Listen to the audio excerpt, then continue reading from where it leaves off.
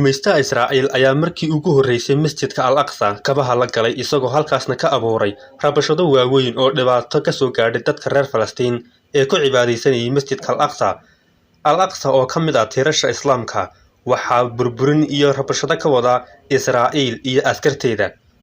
Dhibaatooyinka uu ku haya muslimiinta reer Falastiin, gumeystaha Israa'iil waxaa dhiirigelinaya albaabada ay u fureen wadamada Carabtu iyaga oo markii hore ka xidhnayd albaabo fara badan oo dunida iyo Carabtaba iyadoo markaasina Carabtu ay si weyn uga soo horjeedi jireen, laakiin hadda waxay u muuqataa in xataa cid dhaleecaysi aysan jirin rabshadaha iyo dhibaatada uu wado gumeystaha Israa'iil ee ku aadan masjidka Al-Aqsa iyo dadka reer Falastiin,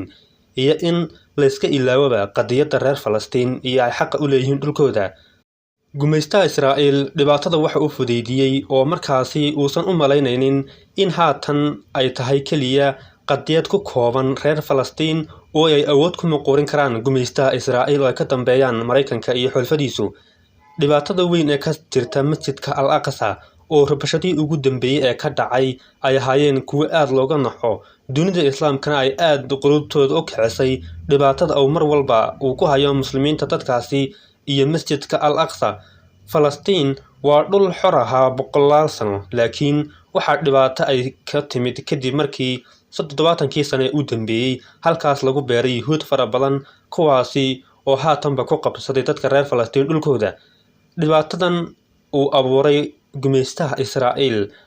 waxaan ognahay horaantii bishan Abriil ee 2022 in 4 dal oo Carbeed iyo sidoo kale Mareykanka iyo Israa'iil in ay gudaha dhulka la haysto ee reer Falastiin ay ku qabsadeen shir iyagoo halkaasna kaga wada hadlayay waxaan la afaqoon ama aan la garan karin, maxaa yeelay ma aha arrin qusaysa dadka reer Falastiin. Waxaana haatan u muuqataa in la iska doodsiinayo oo la isdhigamarinayo xaaladda reer Falastiin iyo dadkaasi ay dhibaateynayaan gumeystayaasha Israa'iil. Dhibaatada weyn ee ka taagan masjidka Al-Aqsa ee ka mid ah tiirasha Islaamka ma ahan mid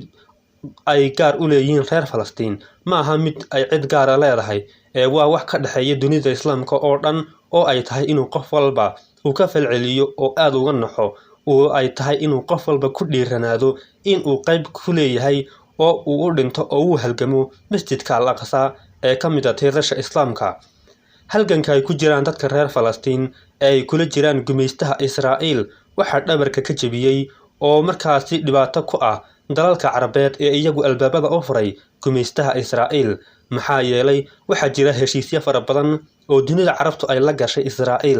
Israa'iil sanadadii la soo dhaafay ama sanadadii hore way ka xidhnayd dunida Carabta, aad ayaana looga soo horjeeday waana la dhaleecayn jiray, wax yar ayaa la dhaleecayn jiray, laakiin haatan iska daa dhaleecayne waxaad moodaa in lala safan yahay Israa'iil oo la leeyahay dadka reer Falastiin waxay raadinayaan qaadhaan ama markaasi in lagu taageero oo markaasi dhaqaalahaan lagu taageero rabshadaha socda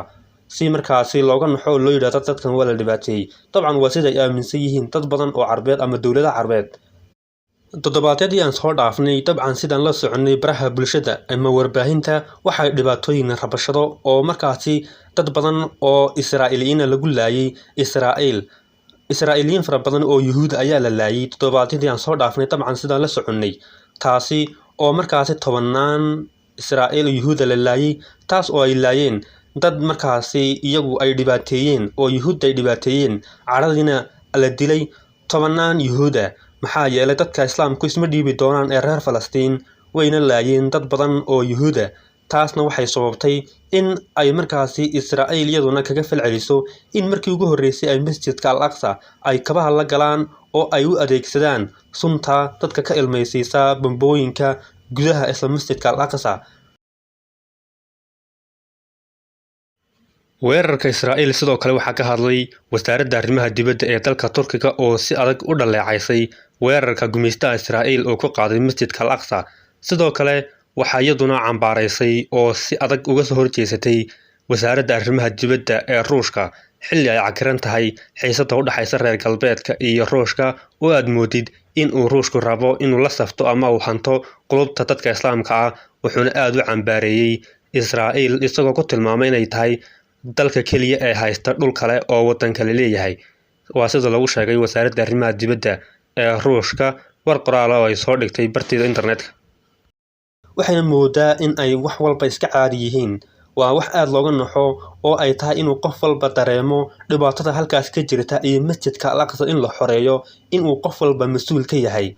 Ka haatan dhashay iyo jiilka maanta jooga waxaa loo baahan yahay in loo darbaxo masjidka Al-Aqsa xoreyntiisa oo aan kaliya ku koobnayn dadka reer Falastiin oo ah masjid la wada leeyahay oo ka mid ah taariikhda Islaamka meel faac weyn kaga jira kana mid ah tiirasha Islaamka oo masjidka barakeysan ee Al-Aqsa waa masjid aad ugu weyn qulubteena Islaamka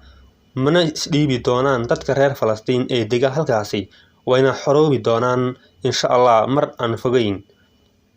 una jabi doonaa cadowga iyo gumeystaha Israa'iil ee dhibaatada ka wada dadka reer Falastiin iyo masjidka Al-Aqsa iyo dhulka xoogga lagu boobay ee aad moodid inay wadamadii Carabeedna ay la safteen Israa'iil. Alle ayaa awood leh dadka Islaamkuna isma dhiibi doonaan waana xoroobi doonaa masjidka Al-Aqsa.